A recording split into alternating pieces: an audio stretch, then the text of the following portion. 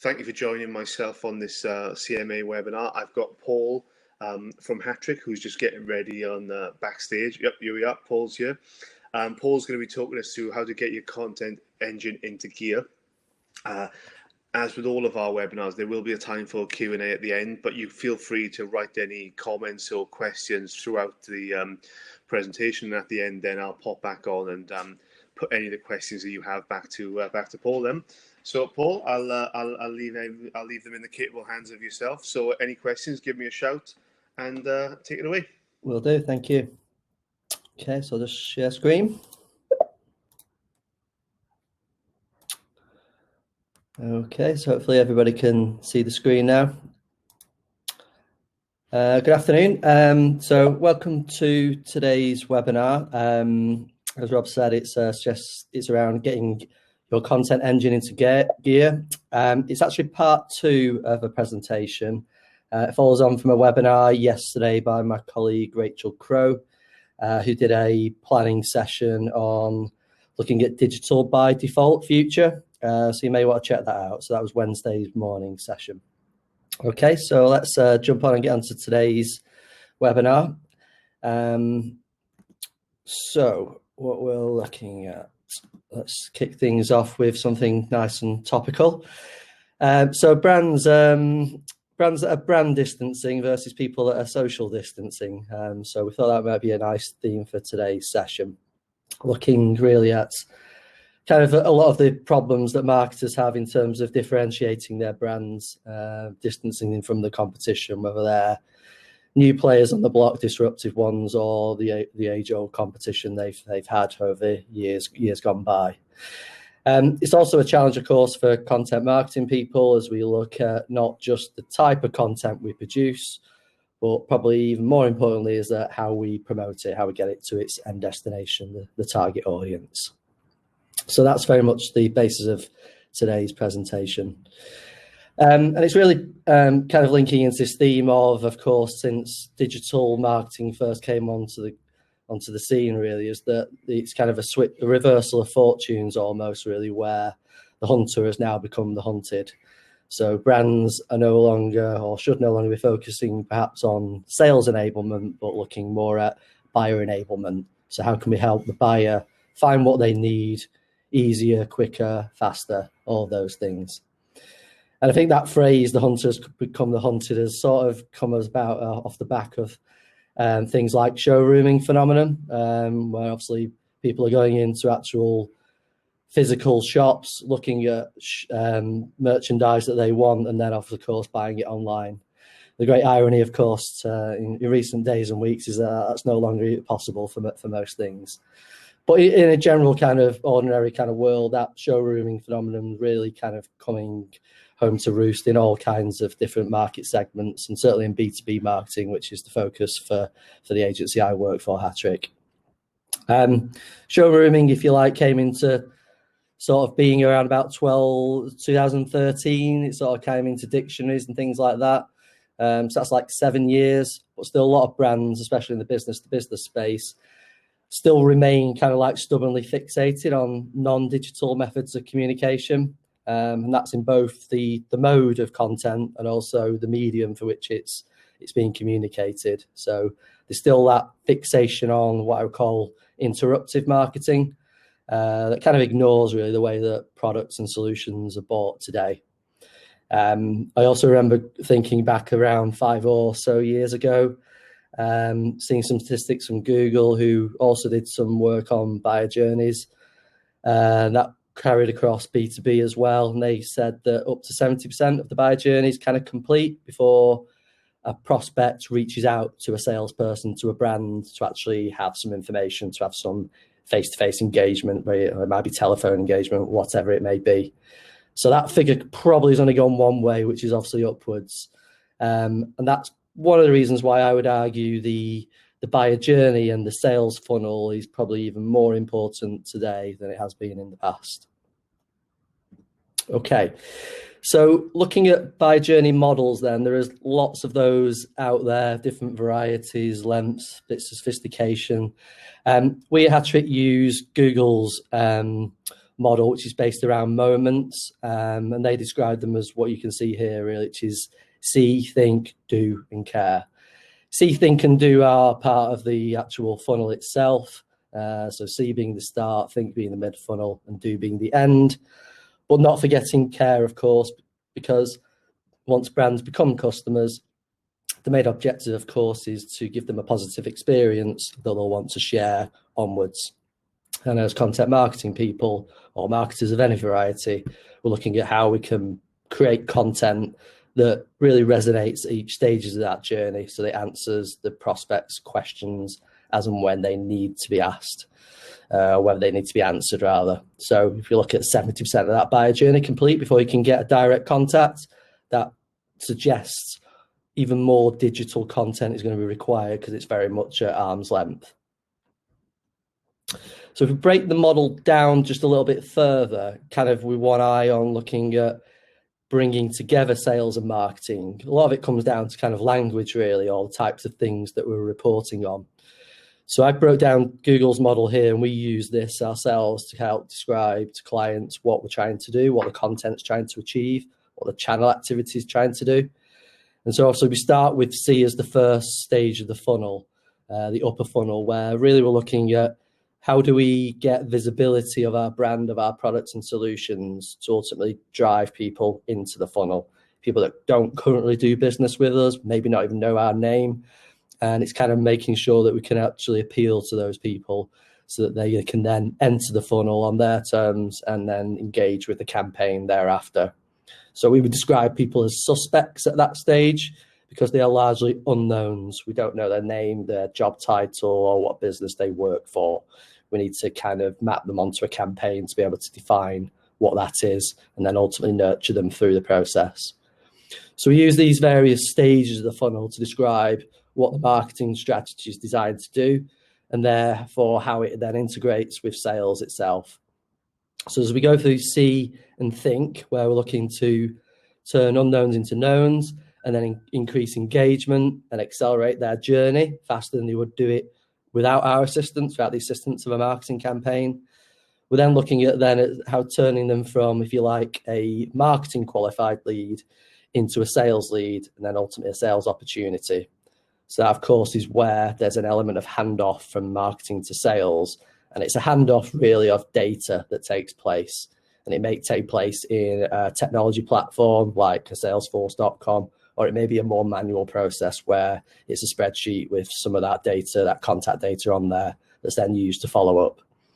But marketing doesn't just end, if you like, at the process of handing over contacts of prospects that they think might be leads at that point. It's also about nurturing them through to, if you like, a purchase stage as well. And that's where things like sales enablement tools really come into their own. So I think that model hopefully helps in terms of trying to describe what content's trying to do at each stage of the funnel and what it's ultimately doing for sales at the end of that process. So we can look at different conversion metrics on this approach as well. So we may look at the number of contacts engaged with the campaign at the C stage. We then have a look at the amount of content that's being downloaded and accessed at the think stage. And then finally, at the do stage, we then may be looking at who is actually completing the whole campaign, who's consuming all the content that's been prepared at the see, think, and do stages, plus their natural web habits as well, because they will look beyond the campaign content to what the actual brand's doing on its own website, for example, or in its blog or other portals that it may be hosting.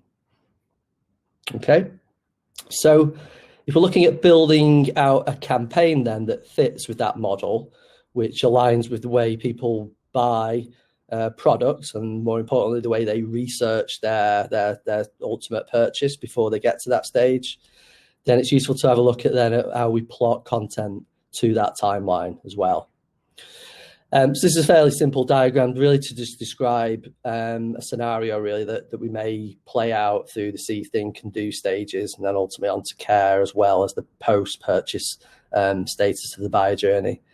So it may be something as simple as a social post that goes out to an entire marketplace, entire follower base across a social network. But then what that's ultimately driving towards is a piece of content that fulfills what the prospect's looking for at the C stage of their journey. They're in research mode, so they're looking at things that will help educate them around a particular topic in their industry. We may then trigger another piece of content after they've consumed that guide, for example, that might be at the C stage, which may then drill down much deeper into more educational content that talks to the same theme we've addressed at the C stage, but it's also beginning to map them onto the brands, products and services, the types of solutions that solve that issue in the marketplace. And that again may be quite generically targeted at a large audience base. It may not be heavily segmented at that stage. These are kind of decisions that need to be made through the planning of the go-to-market approach. But once they've been through those two gateposts, if you like, it's then the appropriate time to then start looking at mapping them onto sales-led content. And those can be a variety of different things. It could be brochures, it could be benchmarking tools, it could be solution finders, all kinds of things that ultimately, again, link back to the content of the webinar and then that issue that we explored at the start of the journey. And the important thing to remember, of course, as we look at See, Think and Do content is that it all really needs to be unified by a big idea, a creative hook, if you like, that brings those multiple elements together. So we may be using a multi-channel approach, and people may be bumping into this content in different channels, their preferred channels. So it's important that that creative idea is consistent across all those channels and all that content, so that they're being reinforced whenever they, if you like, engage with that content, whether it comes across their timeline on Twitter or whether it's through their inbox from Outlook. And then, of course, then beyond the actual purchase stage itself, which hopefully that content has helped draw the customer towards, then you're really looking at what types of things then can help amplify that positive experience to others that we want to target, again, at the start of the journey. So things like case studies, of course, and testimonials are perfect for that, but it's making sure that's all joined up as well, so that when those new buyers come on board and they've been onboarded for a certain period of time and had a positive experience, the type of information that they can report back into the market, capturable in more content, and then helps drive further campaigns.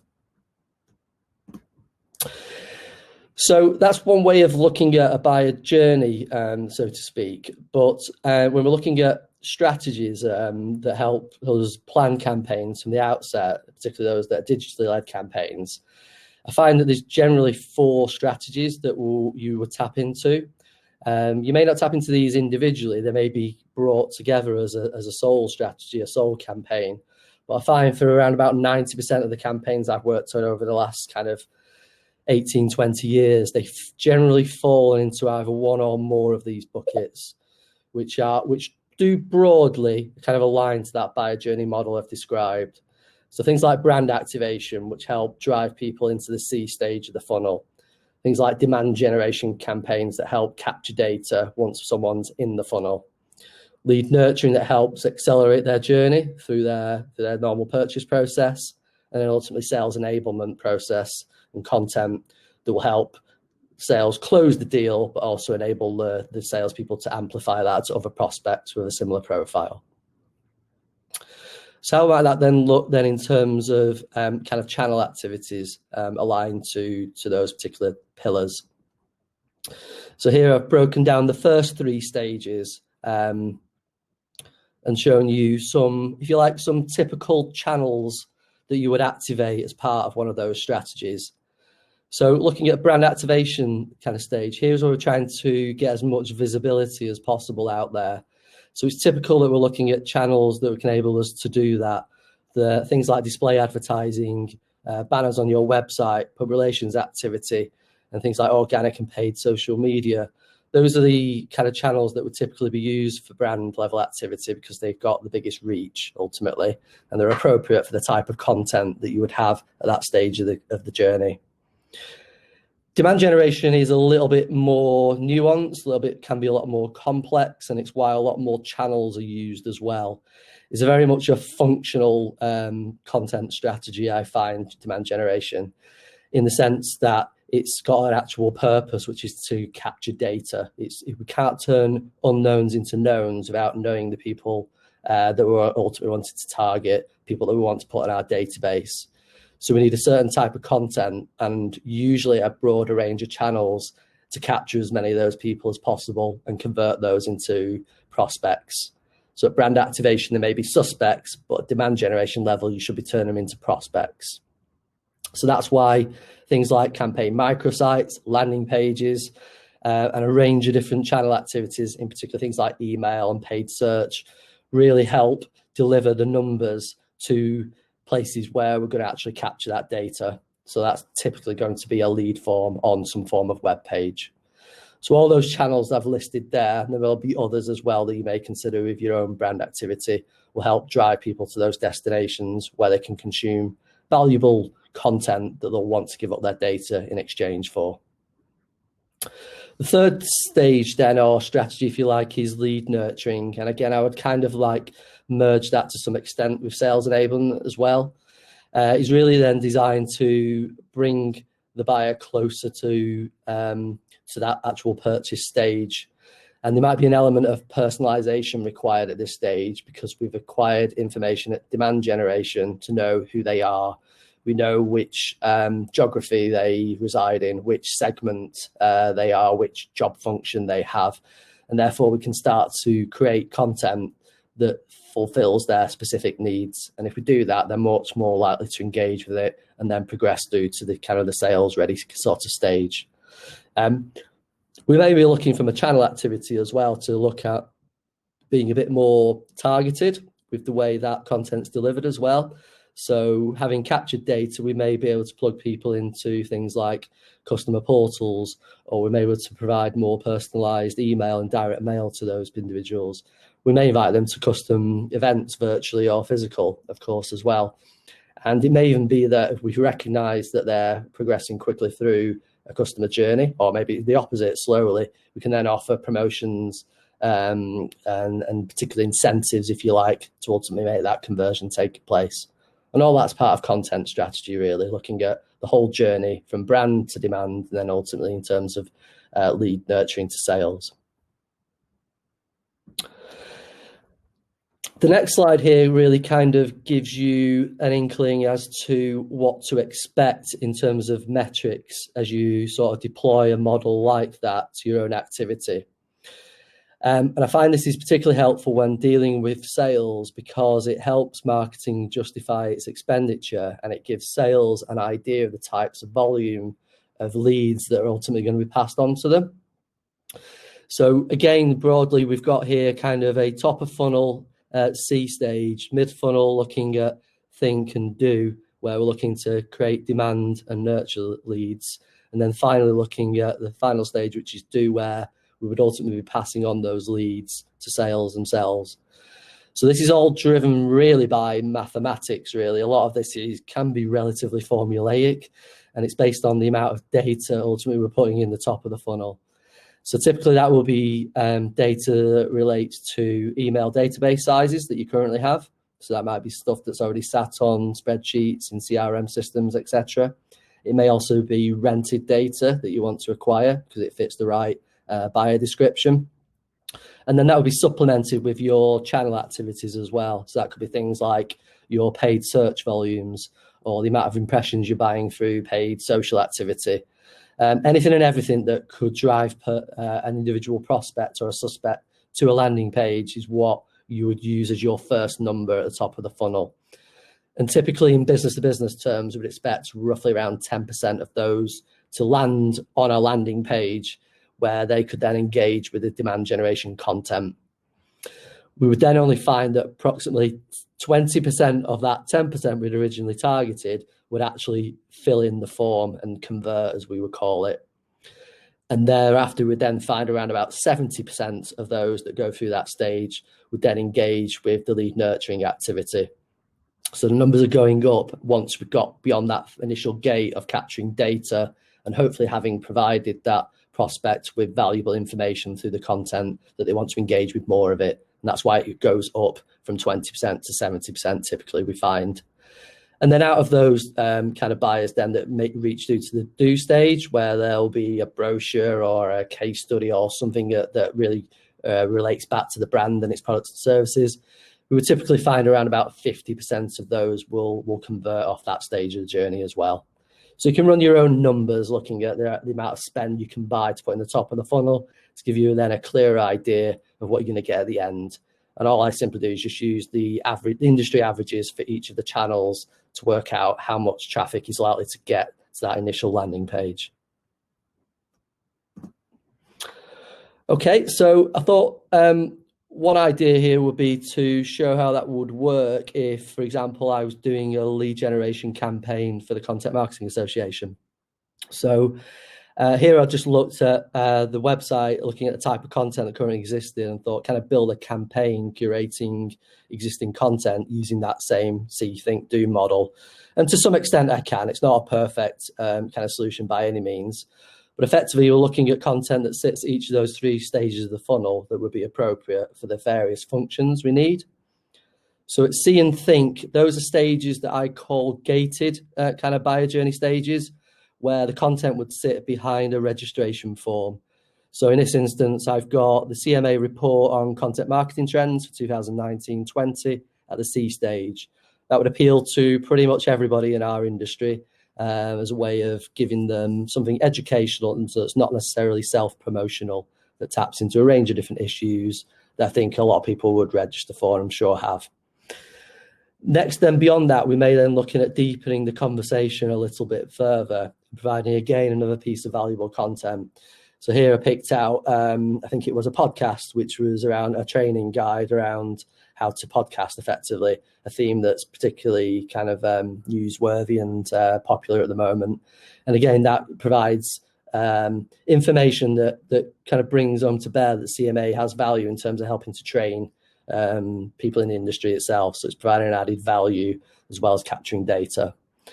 But what that ultimately is doing, those 2 pieces of content, is driving perhaps towards a call to action, an end game, if you like, for the campaign, which in this instance perhaps is to actually get people to subscribe to become a member of the CMA itself. So maybe at that stage, we drop them on a landing page where they can subscribe, or maybe we offer a time limited offer for people to subscribe and become a member and offer training to their own teams if it's an agency, or whether it's a marketing department if it's in-house.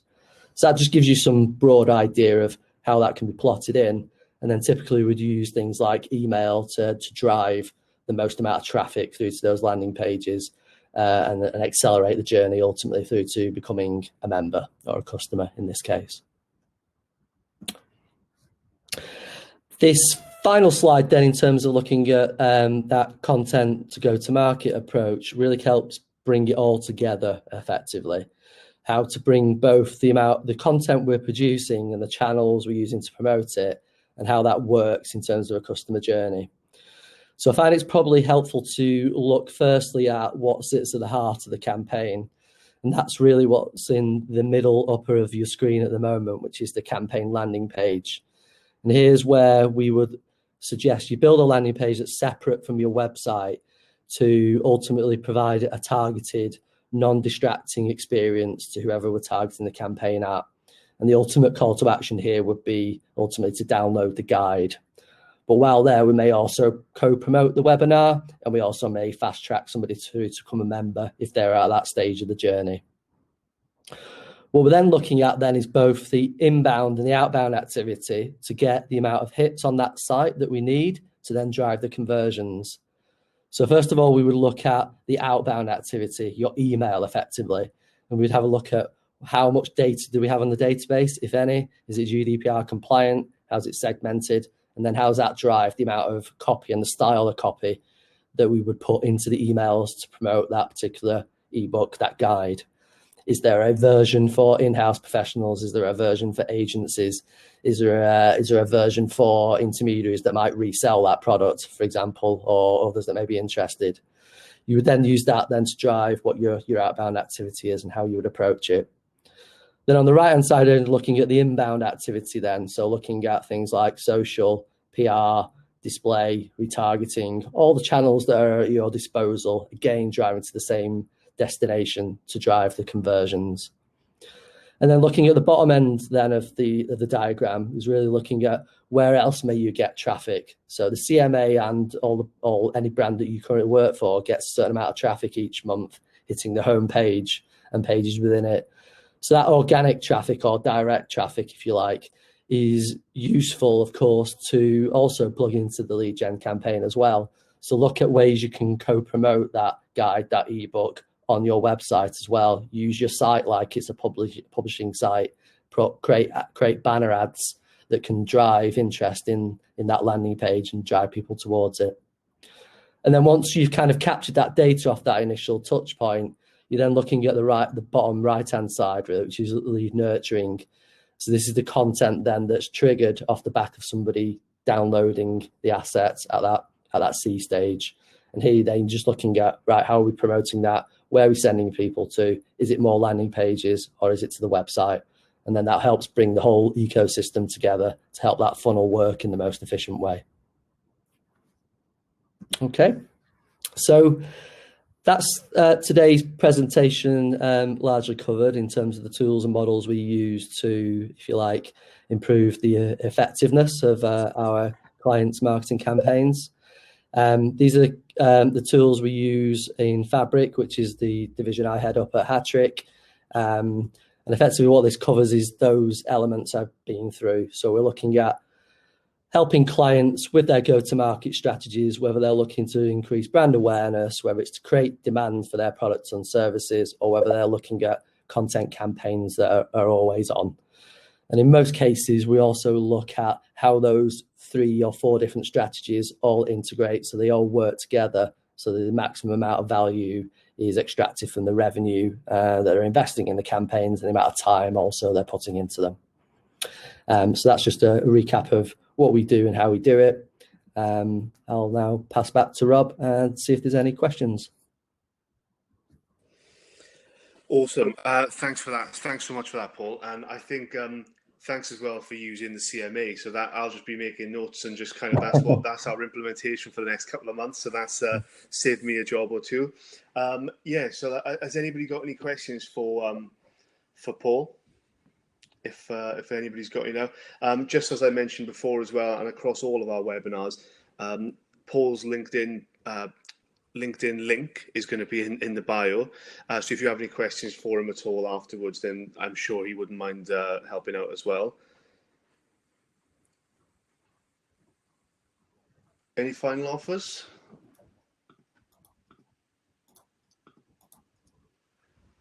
Excellent. Well, there's no questions, Paul. I got off lightly. Covered everything. No, that was really good. I think it's definitely something. And one of the good things I suppose we can take out of all this sort of rubbish situation that we're all in is we can all start planning and trying to make sure that we can put these procedures in place. Whereas it's so hard usually when you've got client work and you're doing all this stuff all the time. It's quite hard to kind of look after things. So yeah. Now's the time to do all the stuff you've put off, yeah. Absolutely. Well, like I said, this after this webinar finishes, you'll get a link and the video to download if you want to rewatch it as well. So yeah, if that's up, thanks everyone for joining. And again, thanks, Paul. That was brilliant, and really appreciate that. And I hope to see you at more webinars soon. No problem. Take care, everyone.